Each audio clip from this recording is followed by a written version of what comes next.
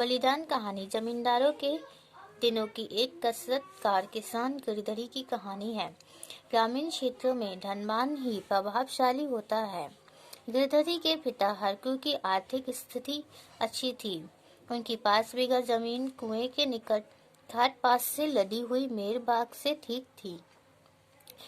उनमें 3-3 फसलें पैदा होती थीं। समय बदलता रहा।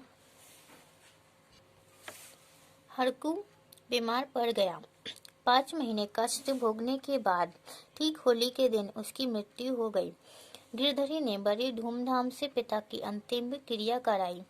कुछ दिनों के बाद जमींदार और कारदात ने गिरधरी को बुलाकर कहा कि नजराना देकर जमीन अपने पास रख लो, हम लगान नहीं बढ़ाएंगे।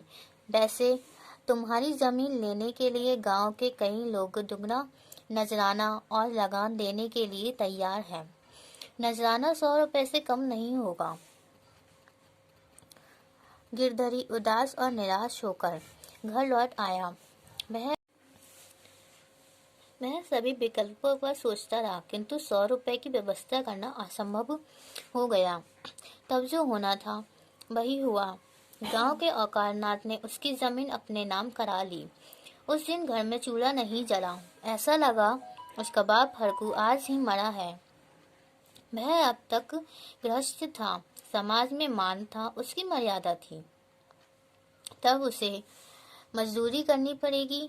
कुछ ही दिनों में उसके बैल भी बिक गए, जिनकी चिंता उसे अपने से अधिक थी। बैलों के चले जाने के बाद वह अंदर से टूट गया। रात को गिरधरी ने कुछ नहीं खाया, चारपाई पर पड़ा रहा। सुबह उसकी पत्नी ने उसे चारों तरफ ढूंढा, किंतु वह कहीं नहीं मिला। चारों ओर खोज होने लगी, पर गिरधरी का पता नहीं चला। गिरधरी को गायब हुए 6 महीने बीत गए। एक दिन सुबह उसकी पत्नी सौभागी ने देखा कि गिरधरी बैलों के नाट के पास सिर झुकाकर खड़ा है। सौभागी उसकी तरफ बढ़ी तो गिरधरी पीछे हटता हुआ गायब हो गया। इसी तरह एक दिन सुबह अंधेरे कालिका दिन हल बैलों को लिए खेत पर पहुंचा और बैलों को हल में लगा रहा था कि देखा कि गिरधरी खेत के मेड़ पर खड़ा है। वह उससे बात करने आगे बढ़ा। गिरधरी पीछे हटने लगा और पीछे वाले कुएं में कूद पड़ा। कालिका दीन हल बैलों को छोड़कर चीखकर गांव में भागा। सारे गांव में शोर मच गया। कालिका को गिरधरी वाले खेतों में जाने की हिम्मत ना पड़ी। कालिका दीन ने गिरधरी के खेतों से इस्तीफा दे दिया, क्योंकि गिरधरी अपने खेतों के चारों ओर मर्राता करता था।